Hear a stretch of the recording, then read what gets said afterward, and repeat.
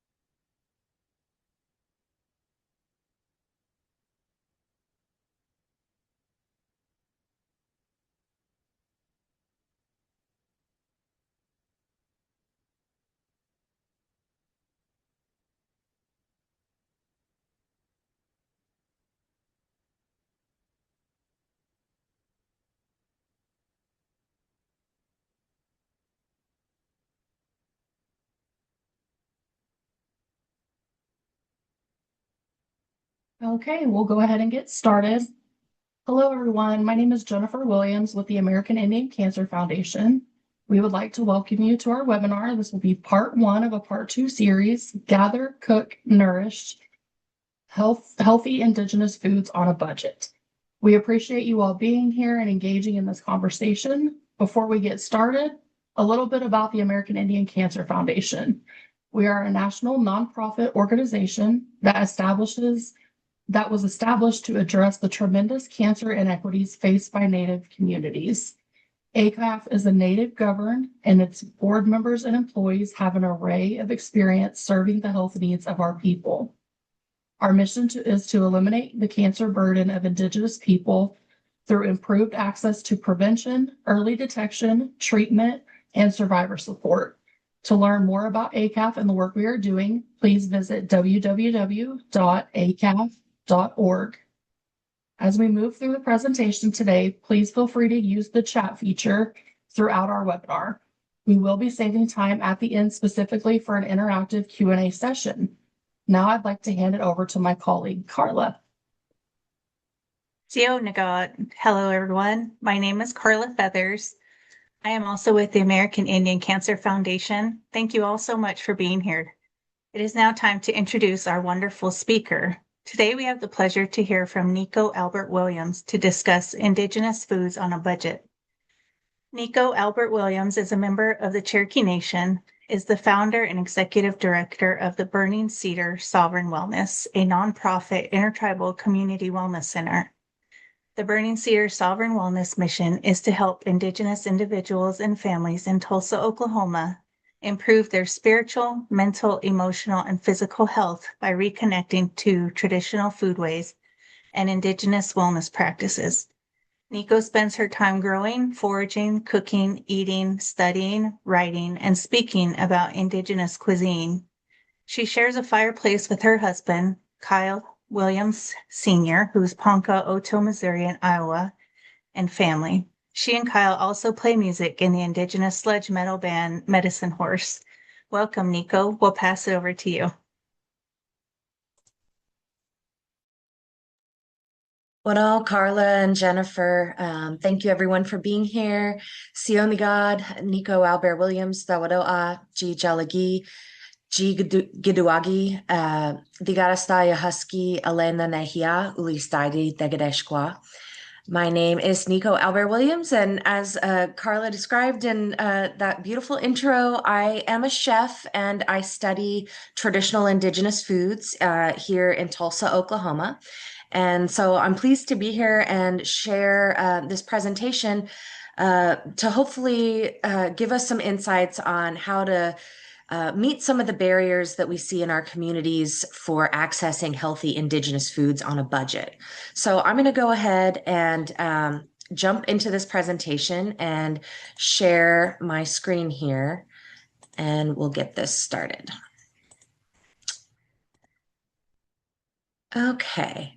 So First, I usually like to kind of ground our conversation in the context of our communities. And that is the effects that colonization have had on our food systems that have led to the health outcomes that we have in our communities today. And this is just a very brief overview because a lot of, we kind of already know where we're coming from here, but it helps to put it out there before we start talking about solutions. Our food systems were disrupted through land theft, forced relocation, allotment, and assimilation tactics like boarding schools. Federal commodity programs and industrialized food distribution replaced our traditional foodways with a lot of cheap, highly processed, calorie dense, but very nutrient lacking foods. And our dominant society eclipsed our traditional foodways, which dominant society prioritizes convenience over quality, and it really isolates consumers, and it affected our ability to be in relationship with the land, and thus our relationships with our food sources were taken. And the impacts of that we see, of course, we talk a lot about the physical health impacts with Native people experiencing some of the highest rates in the country of diet-related disease. And of course, cancer incidence rates are higher in the Native community and lower life expectancy. But a lot of what we don't necessarily talk about as much is the mental and emotional impacts. So disconnection from land and cultural identity, loss of traditional knowledge that's passed down through foodways, reduced opportunities for community gathering, teaching, and collaboration that were really integrated into our foodways, have all led to mental and emotional negative impacts in our communities that have led to Native populations having some of the highest suicide rates of any racial or ethnic group. So these are all the impacts that we're dealing with that we're looking to heal through traditional Indigenous foods. And luckily, for our ancestors, food has always been medicine. Before there were clinics and pharmacies, there were these gifts that we received from nature. And these gifts came with relationships and responsibilities that shaped our identity. So our experience of our Indigenous foodways really has shaped how we see ourselves in the world. And that can be part of the medicine of reconnecting to these traditional Indigenous foods. The concept that we are talking about through the resource that we worked on with ACAF, the Food is Medicine Toolkit, builds on that ancestral knowledge and connects it to modern healthcare using healthy, culturally meaningful foods as a part of prevention and treatment for chronic illness. So we're going to dive into what really are those foods, and then how do we improve access to those foods when it can be difficult for people, especially when we've been disconnected from some of these traditional foods for so long. So what is Indigenous food? This is, I love this collage because it's just such a rainbow of incredible colors, all the beautiful Indigenous foods that we find in nature. Our Indigenous foods are specifically seasonal foods. They're closely tied to place. They tie us to our lands. Indigenous foods are very diverse and nutritionally dense. Our ancestors had something like, in the multiple hundreds of plant food sources, whereas today modern people might go to the grocery store and have a choice of around 30 different plant food sources. And most people are really only accessing about 15 of those. So variety and diversity is very important to reconnecting with Indigenous foods. And nutritional density. Our foods were not modified for commercial profitability. So the nutrition in, just one element of our food in ancestral foods is much more concentrated than what you see in commercial foods today. Our ancestral foods are also foods that are reliant on traditional ecological knowledge. So foraging, hunting, fishing, and growing, you can kind of see just kind of a tip of the iceberg of some of the foods on this screen here that, depending on the region that you're in, would be ancestral foods for different tribes. These are all foods that we access through knowledge that's passed down through the generations. So it's food that ties to the land and ties to community, and it centers on relationships. These foods are a gift from the land, from animals, and the knowledge is a gift from our ancestors. So all of these foods come from relationships and the idea that humans are sharing, they're a part of an ecosystem that produces these foods that we access as gifts from the land. So all of these relationships are part of what's missing in our modern food systems, part of the medicine that comes from indigenous foods that we want to reconnect with for healing. So some of the ways that we can start accessing traditional indigenous foods in a way that's affordable. Some of the barriers to traditional indigenous foods are that a lot of these foods are not available at the regular Dollar General or, average grocery store that our community members are trying to buy food at. So we have to kind of start thinking of ways that we can access these foods that are actually attainable for our communities. That seasonality is one of the most important things because food being medicine, we have to tie ourselves to the changing seasons. Seasonal foods are more nutritious because when you eat things that are in season, they're at the peak of their nutritional density. So when we're eating foods that we're, say, shopping from the farmer's market for rather than commercial markets are putting foods on the shelf year round, whether they're in season or not. So a strawberry, we've all had the experience of buying strawberries in the middle of the winter and they don't taste like anything, or tomatoes that don't taste like anything. That flavor is an indicator of nutrient content. When our food is flavorless, it causes us to add more salt, more sugar, more artificial flavorings to try and make that palatable or make it, desirable for our palates. When really what our bodies are saying is we want something that's seasonal, that's actually has the nutrients that it's meant to have. So buying things locally from seasonal markets like farmers markets can be just as affordable as shopping at supermarkets. And we've all also seen shopping seasonally is actually more affordable because, again, those strawberries might be $10 for a carton in the middle of the winter, and they get down to $5 a carton when it's summertime. It's not only more affordable, but it actually has more of the nutrient content. And this also really taps into that food as medicine idea because we're retraining our thinking to connect with the seasons passing, with the way that the land is moving through time. We can align ourselves with that and we can save money that way and strengthen our connection with the land. One of the next ways is a huge way to kind of offset the cost of some of these foods. So when we're talking about traditional indigenous foods, we really want to think about the source of where we're buying our foods. Buying things from producers that are using regenerative agricultural practices allows us to also be good stewards of the land with our purchases. Buying foods that are produced by indigenous producers, knowing that, buying our beans from, say, Ramona Farms, which is a Gila River Pima family-run farm that produces indigenous varieties of corn and beans and wheat berries. Buying those products, we know that we are investing in our own communities and we're getting nutrient dense and healthier versions of the beans and the wheat berries and the corn that we want to buy, rather than buying commercially produced ones that might be lower in nutrient density and higher in ecological cost. But those tend to be more expensive when we're trying to make choices that align with our indigenous values of land stewardship. Those varieties are going to be more per pound than buying the cheap GMO versions at the grocery store. So how do we offset that? Because knowing that part of the medicine is the community aspect, part of the medicine is the source that we're buying from, we have to offset the cost of that. Buying in bulk is one of the best ways to do that, of course. The more you buy, the cheaper it is per unit.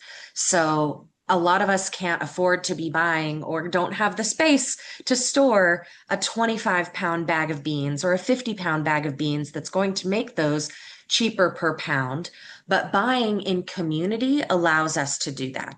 So it's building relationships between interpersonally in your community, saying, all of us collectively, if maybe there's a network of families or friends that live in one area that want to go in together on an order of beans from Ramona Farms or wild rice from Red Lake Nation, knowing that those foods are produced in a good way. They're going to have the nutritional density and all of the nutrients that our bodies are wanting and needing, connecting to those traditional indigenous ingredients. We can buy a ton of that and disperse it in community, and that cuts the cost for everyone and makes it more achievable and accessible. So that's stuff that we can do with all kinds of different pantry staples. There's tons of different producers of beans, all kinds of different varieties of corn, whether it's whole dried corn that can be stored to make hominy and ground up to make fresh masa, different types of masa harina, cornmeal, and then of course, like we talked about, the wild rice, quinoa, amaranth. All of those pantry staples that have a long shelf life can be bought in large quantities and community buying. And again, that provides for collective food security and encourages planning and intentional consumption. When you are planning with a group of folks, with your community to make these purchases, and then you're going to inevitably cook these things together because you've all got these ingredients that you're connected with, and you're all wanting to have recipes and plans to meal plan and consume those ingredients as a community as well. So we're not only saving money, we're also finding ways to reconnect with like-minded people and bring the community back into our foods where they've been missing for so long. And you'll hear me say this community word over and over and over again throughout our talk today. And that's because, like I said, it's the thing that's missing in our food as medicine, is that it can't just be buying healthy foods. It has to be rethinking how we do that. Food has always been in our communities a collective effort. No one was this individual island or individual family that was expected to grow all of their own food for their entire year, or gather all of their food, or hunt all of their food for the entire year. It was a community effort. So we're not alone in this. And that's the first step to take, is to seek outside of your household and collaborate with your community to make this a reality. So the next tip is embracing frozen and canned produce. A lot of times the cost of those fresh items is going to be a barrier. Fresh berries, fresh produce, even from the farmer's market or even buying seasonally, can often be expensive. And we want to take away the stigma that somehow frozen or canned vegetables and fruits are not as good. It's just about making the right choices for which ones we're choosing. Some foods are actually better after preservation. Frozen and canned foods can be affordable, accessible, and they're also a lot more long lasting than fresh items. A lot of us, if we are buying for small families or trying to buy in bulk, we often can't eat everything all at one time that we're buying fresh from the farmer's market or from the produce section. So buying frozen and canned allows us to extend that shelf life and buy more so that we can keep that cost down. Frozen and canned foods are often preserved at the peak of their ripeness and retain maximum nutrients. So they can be higher in nutrients than buying those fresh varieties. We're reducing food waste, which is also, again, anytime that we can reduce waste is entering into that element of land stewardship and resource stewardship that makes food medicine. They're a backup when fresh options are limited. Not all communities have access to fresh produce and fresh ingredients like that. So finding the right frozen and canned foods to choose can break down that barrier when the options are not there. The important thing is to know to choose low sodium and no added sugar options when there's that possibility. A lot of canned foods are really packed full of sodium salt as preservative. Nowadays, there are a lot of options that are slightly more expensive, but do have a no sodium option, where that's the option, it's always the healthier choice. And when buying things like canned fruit, we want to look for fruit that's packed in water and not in a sugary syrup. Because those fruits packed in sugary syrups, it kind of cancels out any of the nutritional content when you're eating a bunch of sugary syrup with it. So some of the foods that are actually better after preservation. Some foods that we want to choose canned when we can. Canned pumpkin is actually more nutrient dense than the fresh version of pumpkin. Say we've roasted pumpkin and made our own pumpkin puree. The canned version is because it's a lot of the moisture is removed in the canning process and the cooking process that's a part of canning preservation. It actually kind of creates this nutrient concentrate version of canned pumpkin. So you get a more intensely flavored, but also that indicates more intensely nutritional. So there's higher amounts of vitamin A and fiber and iron in that canned pumpkin. And something that a lot of folks don't think about is it says canned pumpkin. It's not just usually one variety of squash in that can. It can be a different variety of all these different types of winter squash that is permitted to be mixed together in that can. So that might sound like you're getting a mystery squash medley in that can, but sometimes that is a good thing because we are looking for diet diversity. You might only be able to buy one type of pumpkin to roast and puree to create your pumpkin puree for a lot of different recipes that might call for it. But if you're buying the canned, you might get multiple different varieties of pumpkin, which adds to diet diversity. And that's always good for our gut microbiome and to get just diverse micronutrients from different plant sources. Canned tomatoes have 3 times the amount of calcium and iron than the fresh tomatoes and higher levels of the antioxidant lycopene. This is just the nature of the production of the canning process. And lycopene reduces inflammation, supports heart health. Again, the important thing is to buy those no salt added tomatoes.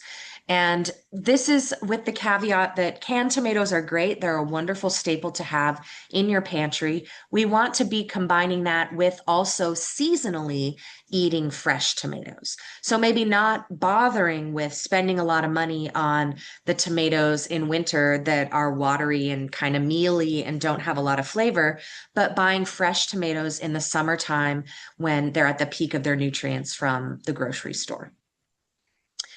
Or the farmer's market, of course. So sometimes frozen is even better than fresh for fruits and veggies. Like we said, a lot of times the produce at the grocery store has been picked too early, specifically for the purpose that it can be held and shipped for thousands of miles. So you're not getting as much nutrients because that fruit or that vegetable has not had a chance to ripen. When fruits and veggies are produced for freezing, they're picked at their peak, and so they have more of that nutrient. Frozen veggies are blanched, which means it's just very briefly cooked before being frozen. So they have a lot more of their vitamin content than the high heat processing of canning, which can reduce the nutrient content. So it's usually a general rule, unless it's something like canned pumpkin, that like frozen corn is going to be better than canned corn, or frozen spinach, or frozen peas, carrots, all of those different vegetables are always going to be better frozen than they are canned. And last just as long. You're going to get just as many, months and years out of a frozen vegetable as you will out of a canned one.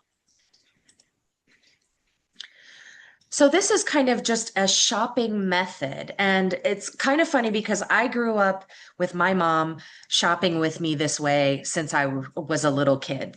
She was always showing me the price per ounce on the store labels versus the price per item.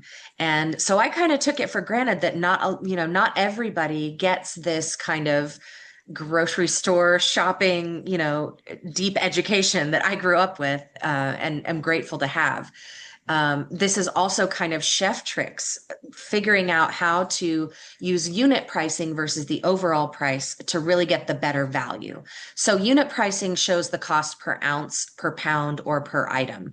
And you're going to see that, teeny tiny print on the shelves when you're in the middle aisle of the grocery store. And sometimes, the price per pound on the produce items as well. This is identifying the truest value, not the sticker price. So something that, is only $5 for the package might actually be higher per ounce than if you bought the larger packages.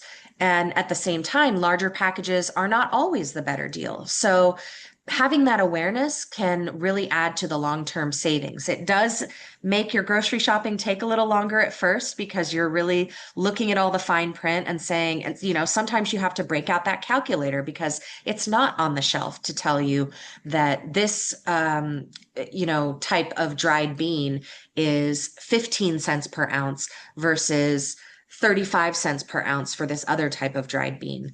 But doing that math can really add up to a lot of savings. And it also just supports intentional and more informed shopping habits. When we're really thinking down to the dime on the amount that we're spending, we might opt for, more bang for our buck and making really informed shopping decisions when we're in the grocery store. And it also really focuses on or can reveal how much extra you're paying for convenience. So we'll talk a little bit more about this later on, sweat equity in food production and food buying, but pre-cut vegetables or individually packaged items, not only do they cost more for the packaging to individually package them or for someone else to cut them for you, they are significantly more per pound.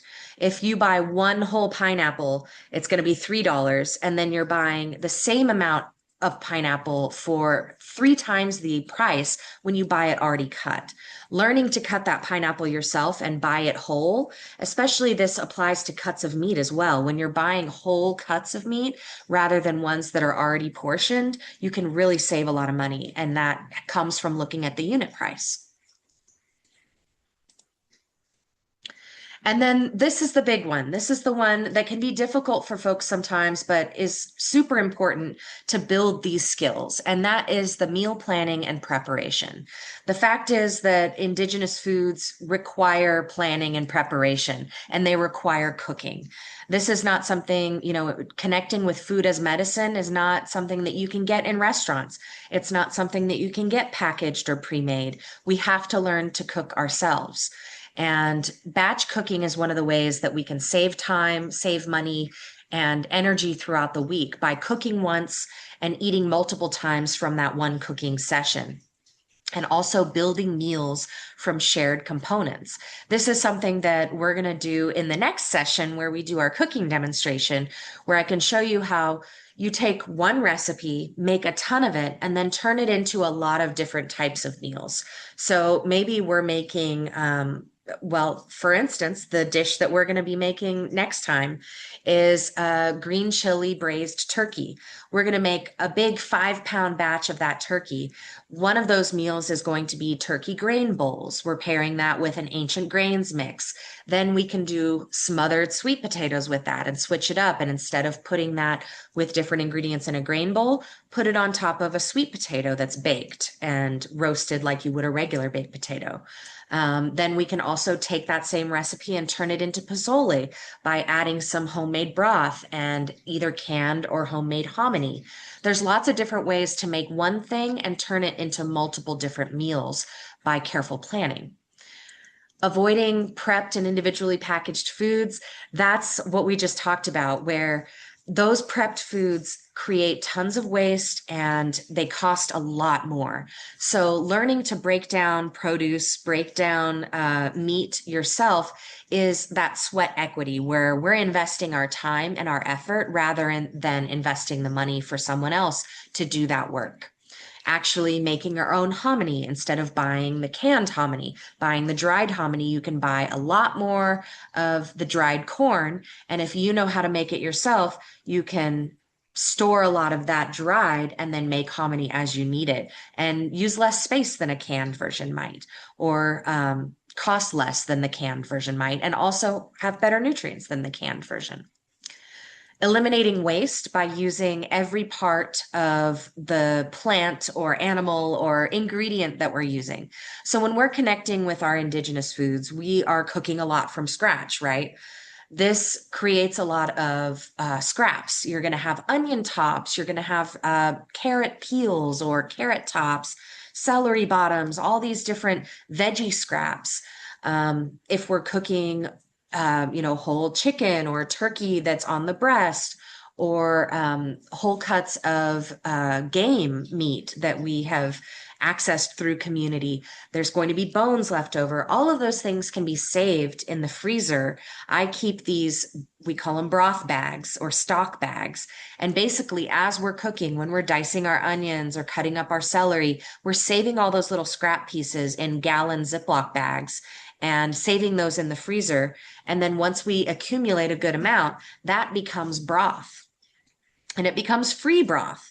It always is crazy to me to look, and folks, bone broth became so popular, and these jars of bone broth or bone broth kits or frozen bone broth are all like $12 for 4 cups of broth, which is crazy because broth can be free if we carefully meal plan and save those scraps. We can make that for ourselves, and it's a much more nutritional and healthier way than the prepackaged or prepared kind. Buying veggies that have the tops to them. So buy your carrots with tops on them, buy your beets with tops, radishes with tops. It costs the same as buying the radishes or the carrots that have already had all of that cleaned off of them, but those parts are equally as usable as the carrot or the beet or the radish itself. So if we're shopping at markets that sell that whole vegetable, or at farmers markets, at different grocery stores, buying those ones that have the tops on them, you can make things like pesto, different types of sauces. Those are all edible greens that can go into soups and stews. And also are great in stocks and broths and things like that. So all of those pieces, using the entire plant, that's kind of one of those, stereotypical things that they say about natives, right? We use the whole buffalo, but that is part of our ways. That's part of the medicine of our foods, is that we respect our ingredients as gifts and we use every single part of them. And that in turn passes on to savings for us financially as well. Another idea, dried citrus peels. Before I juice my limes to, put lime on my tacos or in my pozole, or juice some lemon into a lemonade or whatever I'm using lemon for, into a vinaigrette that I'm making or something, I grate the peel off of that first. You can use a peeler or you can use a grater, and that can be frozen in small bags or dried and preserved. And then you can use those later for tea or use them in sauces as flavorings. So using every single piece of that ingredient makes sure that you're not wasting anything and adds to value. The next part is that C word again, cooking in community. Meal prepping is definitely a big undertaking to do solo, and a lot of times it's hard because you spend the whole day doing this meal prep and then you've got to eat the same thing every single day for 5 days. That's not everyone's favorite thing to do. It can get kind of old. But again, our ancestors never did any of this alone. Everything from cultivating to foraging to hunting, gathering, fishing, and then preparing and processing our foods was all done together. So if we find community to meal prep with, we can do collective purchasing to save money, and then collective prepping to make larger batches and have more meal variety. If you're having a meal prepping party and one person is making enough chili for a meal every day for all of the families participating, and another person is making enough, roasted turkey with wild rice and roasted vegetables, we're all taking enough of that home to have a variety in our meals, but also lift the burden of cooking and share it amongst a community. So that's an important piece to not only making it easier and more accessible from a labor standpoint, but also from a cost standpoint. And then reducing meat consumption. This is something, our doctors, our clinicians, our dietitians, nutritionists are always saying we should be eating more plants. In our ancestral diets, for many of us, meat was not the main dish ever. It was really more seen as a seasoning or a side dish. If we re envision meals or kind of retrain our thinking with plants as the anchor, we think seasonally. So, what are the seasonal plants that we have available to us today? And what are we finding at the market right now that is in season? And then add a grain to that that bulks up our protein, or a bean or an ancient grain like wild rice or quinoa and amaranth that have super high levels of protein and fiber. Then that is the bulk of our meal. And then we can have the meat be the seasoning element. Maybe we're adding a little bit of stew meat to our pot of beans or our pot of grains to add the flavor, add that extra protein and the vitamins and nutrients that are important in meat, but we don't need it to be a big 12-ounce slab of meat. We can reduce that and still get the nutrient diversity that meat provides, and just put our focus more on vegetables and whole grains and beans. Beans are just a wonder food, and you can get so much variety. There's, hundreds of different kinds, and a lot of them connect us to our culture because different tribes have different beans in the same way that we have corn and we have squash. We have all these different beans that we connect with, and a pantry full of varieties of beans is going to be a diverse diet that's super packed with nutrients.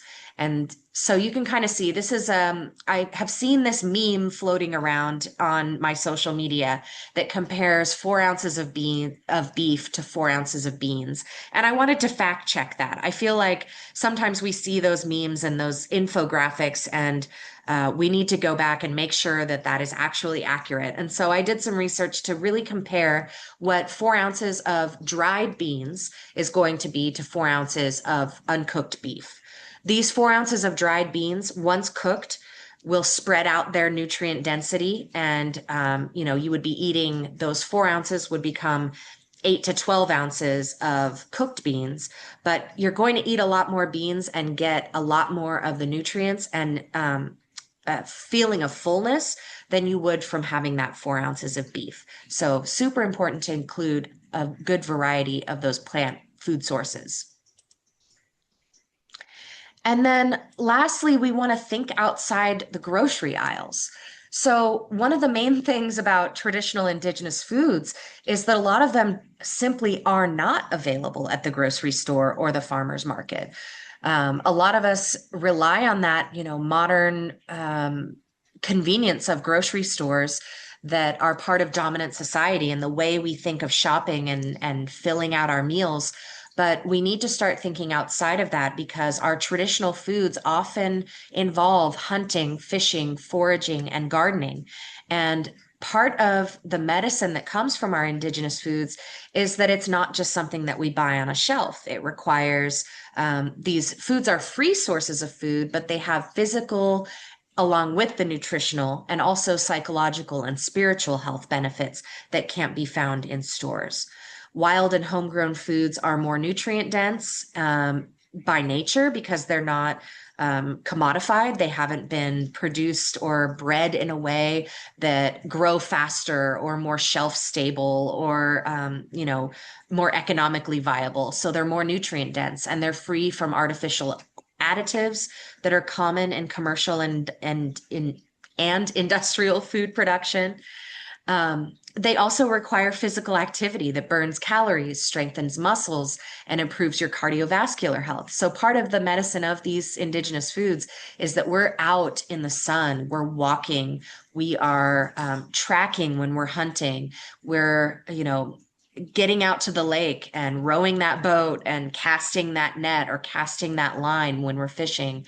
We're out walking, hiking, and when we're foraging, and we're down on our hands and knees or walking around when we're gardening. All of those are physical activities that incorporate a more holistic wellness aspect that come with our traditional foods. That's super important and can't be found from commercial or foods in the grocery store.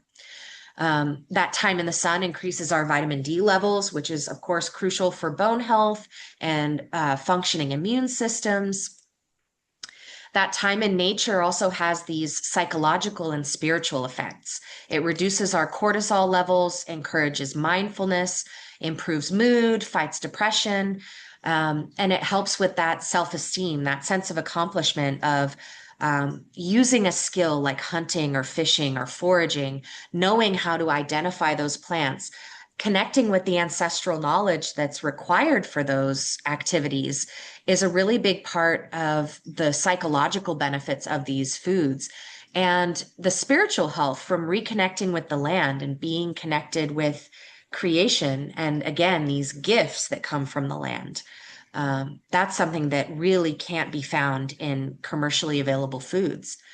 And a lot of these activities are things, again, that are done in community. So they combat that social isolation that can affect our mental and spiritual health. And they encourage that intergenerational knowledge transfer. So they're really important to maintaining those ancestral teachings and passing them from previous generations into the future, which is a big part, again, of the spiritual medicine that comes through connecting with Indigenous foods. And it's, understandable that not all of these activities can be done by every individual. A lot of us live in cities, don't have access to land to hunt or fish or forage, don't have space in our yards, or maybe don't have a yard at all to do large amounts of gardening. These are not food sources that are meant to completely replace shopping in commercial markets and supermarkets, but they're ways that we can do portions of this to add more diversity and that spiritual and psychological and nutritional boost to our health. And when they're not accessible at all for an individual, community connections are what can fill the gaps. So maybe you are not a person that's a great hunter, or you don't have access to foraging land or gardening land. What can you offer? What is something that you have to offer for community in trade or barter? This is something that our people have been doing for thousands and thousands of years. If you're not a hunter, there's a hunter in community who wants something that you make or that you can offer. Think about what that is. What is your gift to community, and how can you trade that for these foods that can heal you in many other ways? So that's the bulk of my time. I wanted to leave plenty of time for discussion and questions. But I did want to remind everyone quickly that next time we will be doing a live cooking demonstration where, like I said, we're going to be making green chili braised turkey, and we're going to find 4 different meals that we can make out of that one key recipe that's made in bulk and split to last us throughout an extended period of time, or throughout community if we want to share it. And then briefly, you can connect with Burning Cedar at Burning Cedar Tulsa. That's our Instagram and our Facebook to follow us, and also connect with a lot of those great recipes. So, wado, mado, miigwech, widaha. I want to go ahead and pass this back over so that we can do some Q&A. Thank you so much, Nico, for that wonderful presentation. It was very enlightening. You're doing such amazing work, and we're so honored to hear from you today. So we're going to go ahead and shift over to our Q&A session. We do have some questions in the chat and then in our Q&A. So I'll just start in the Q&A and we'll move from there. There is a question about grants. What do we do, or what grants may be available to begin a community garden or hunting group in our communities? Are there any references or resources that are grant sponsored? That's hard to answer just because the grants are so cyclical. I'm not sure what exactly is popping up right now. I know the Indian Land Tenure Foundation is always a good one for land-based reconnection.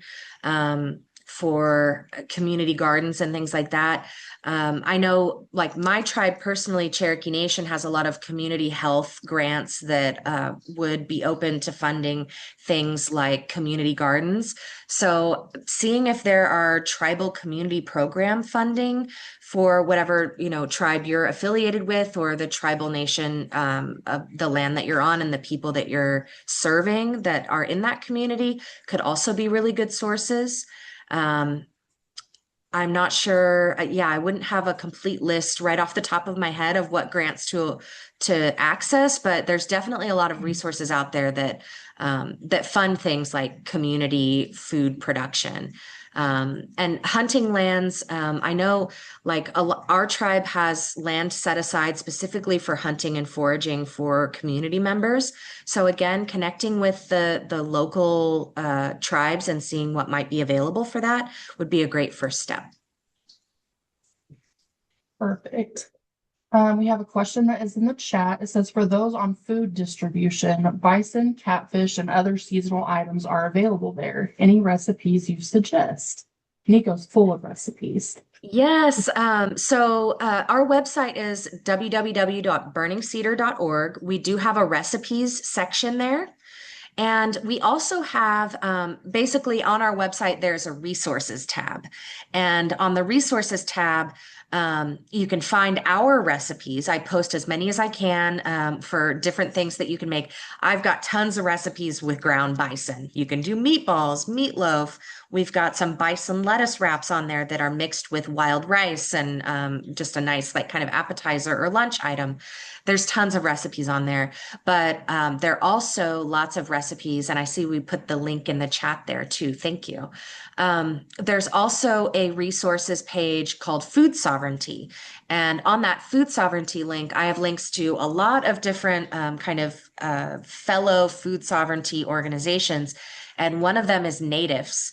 And Natives has just published a whole page of printable or downloadable food information cards that have tons of recipes on there too. So I really encourage you to check out that page too. If you look at the food resources, food sovereignty page, there's links on there.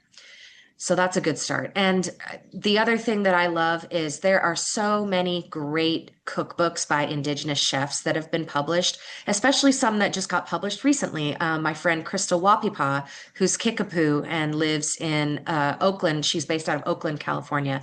But she just published a cookbook that has 125 Indigenous foods recipes that you can access. Incredible resource. And I have a list of food cookbooks that are recommended too on that food sovereignty page. So you can kind of peruse and see if anything stands out to you there as well.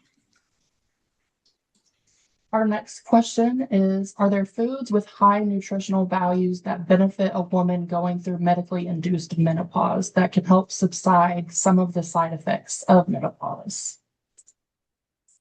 Yeah, there are lots of foods that support women's health. I think a lot of those things are really just eating a very nutrient dense diet in general. Our bodies, and I can't really speak as much from a clinical perspective because I'm more of a chef than a nutritionist, but eating a lot of those wild foods that have a higher nutrient density and diversity are really going to help in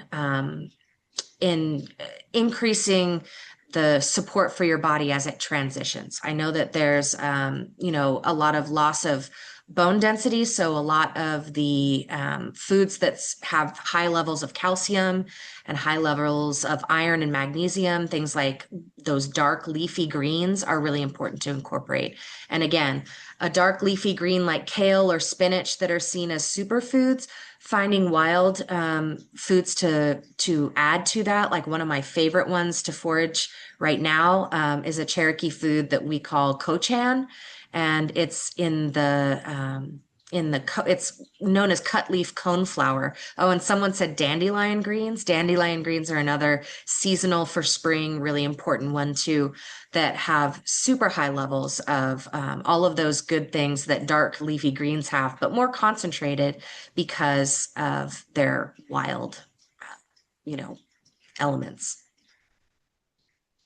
Yeah, someone said poke salad, eating pokeweed right now. Also, another really good seasonal spring green that's going to strengthen your immune system and all of those good things. So someone wants to know, do you ever travel to different communities to do cooking demos or presentations? They feel like this would be so inspiring and helpful for their community members. Yeah, that's definitely something that we do. I have traveled all over North America, talking about and doing cooking demonstrations. So I'm always happy to travel and share what I know and help communities access these foods and grow and think differently about food. That's what I love to do. So I'm happy to, provide all of my contact information will be provided, I'm sure. My email is nico@burningscedar.org. You're always welcome to reach out and we can talk about options for sure. So I like this question. What are some fun ways to introduce our foods to our children when they're used to fast foods and unhealthy processed foods? They said, yes, ideally, just making them eat it is what comes to mind, LOL. But to make that shift slowly or perhaps funner or prettier so that the food is actually eaten and enjoyed and not wasted. Yeah, that's a big thing.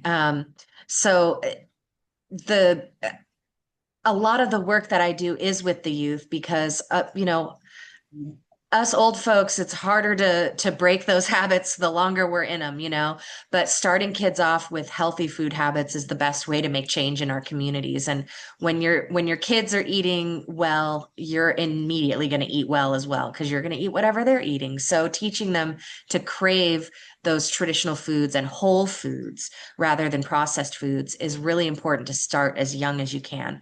And so we do a lot of workshops with K through 12 in the Tulsa Indian Ed program through our summer camps. And a lot of the way that I connect these kids to food is through storytelling. It's a huge part of connecting on more of an emotional and cultural level with our foods. And when kids have this story to connect to the ingredients themselves, they're a lot more likely to be excited about it. So for us as Cherokee people, we have all kinds of different stories that connect with our different foods and the seasonality of our foods. So like we have a story for the very first strawberry. I'll often tell the kids the story of the first strawberry, which also mentions all of our other berries, like blackberries and blueberries and raspberries and we go through all these different berries and then the strawberry comes into our existence and telling this story and then we make something with the kids that's made with strawberries. We've done a lot of different versions of that workshop, but telling the story and then making something like we've done what I call a smash berry soda, where I give the kids a little Ziploc bag with some strawberries with the tops cut off. And I let them just go to town smashing that strawberry up. And then they empty it into their cup once they've kind of liquefied this strawberry by banging it around. And then we top it off with a little bit of soda water. And then they've got a strawberry flavored sparkling water instead of a sugary soda or Kool-Aid or something. And they love it because they're eating something that first they got a hand in making and then something that they have this story so that they're thinking about they're thinking about the story of the first strawberry and enjoying that. And maybe it's not as sweet and it's not quite as sugary as they're used to, but they're enjoying it for different reasons and it kind of trains them to be thinking of something different. So that's just one example of all these different ways. And there's a cookbook that's specifically for Indigenous foods for kids that is by Mariah Gladstone. I would recommend that one. I think I have that one linked on the website too. That's a great book that has a bunch of kid-friendly recipes. The biggest thing is kids will even eat things that they don't like if they made it. So if you get them involved in making it, even if it's just a little portion of that, they feel this ownership and connection to it and they want to try it. And being open to them not liking it the first time, but saying, as long as we try things, then that's okay. That's part of it too. Someone else wants to know, how do you get rid of the gamey smell and taste of wild meat? You know, so part of it is that because wild foods have, we talked about how flavor is an indicator of nutrient content.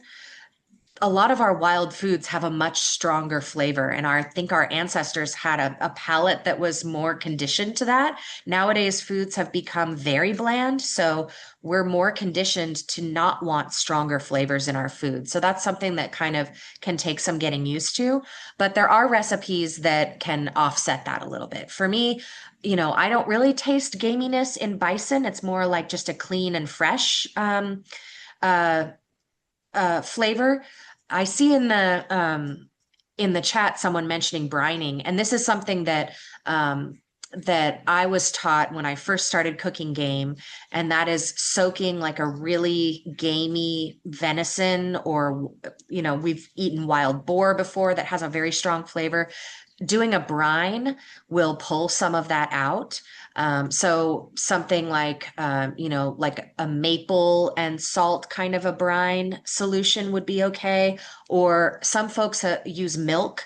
Of course, milk is not necessarily a traditional indigenous ingredient. A lot of folks have trouble with dairy, so might not be the best option for everybody, but it does kind of help. One of the other things that I help people or like to reframe things with is a lot of the venison that we use doesn't have that much of a gamey flavor, and that's because we didn't hunt that venison for the trophy.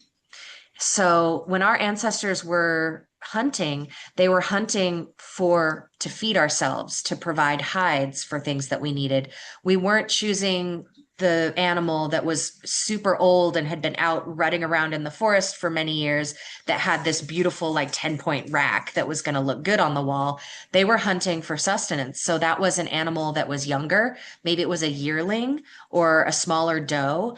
That meat is going to be way milder and actually really delicious when compared with the meat that you might hunt when you're choosing a buck that is going to have a way stronger flavor. So some of that is reframing the reasons why we're hunting and where those gifts come from.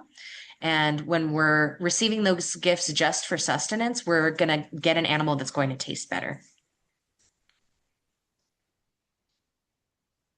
Someone in the chat said, any insight on commodity food items to make it more balanced for patients who often receive it?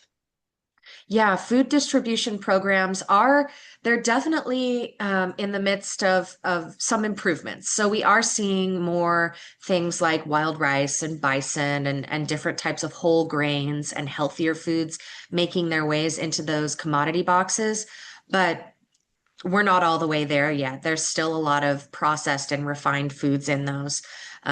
Things like the, white rice or refined flour or things that have a lot of preservatives or empty carbs like pastas and things like that. I think the balance comes from kind of taking those recipes that we have that we've grown accustomed to and finding ways to incorporate maybe some more wild foods or wild game or more diverse plant, fresh plant food sources into the recipes that we're already making with some of those pantry staples that come in the commod boxes. So balancing it by using less of the foods in those boxes that we know aren't going to be as nutritionally dense and trying to bulk up on some of the things that we know are going to be better. A lot of those programs are trying to increase the amount of fresh produce that come in or, fresh fruits and things like that. So trying to find recipes where we're, maybe making something with that macaroni, but using bison instead of the 80/20 commercial ground beef with that macaroni pasta that comes in the box. I think we have time for one more question. This person wants to know, do you have any resources for community or facility meal programs, tribal senior meal programs, reservation detention center that includes large batch recipes using traditional foods?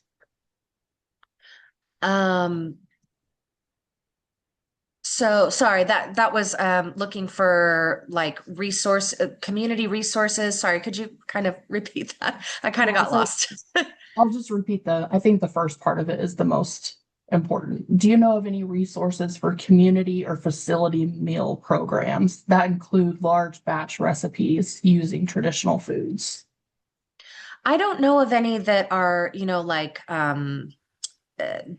that are maybe already prepared, like recipe books for community cooking and things like that. I think a lot of the recipes that are out there are focused on, either single or like the general recipes that are like for 4 to 6 people. So it would require some mathing to scale those up for community. And that's something that, I know that there are, I think regional resources where, local folks might be able to help with that scaling. A lot of times it really is just doing the math to scale them up, because I don't really know of any resources that are already scaled or already like plans put together for those community meal prepping or community meal events. It's kind of like, chefs that cook at large scale have those recipes put together. But when we're asked to publish recipes, they're usually for smaller portions. So I'm afraid I don't have a good answer for, like a link that I could provide to go to that. But definitely tribal community centers where community is, where community meals are already happening.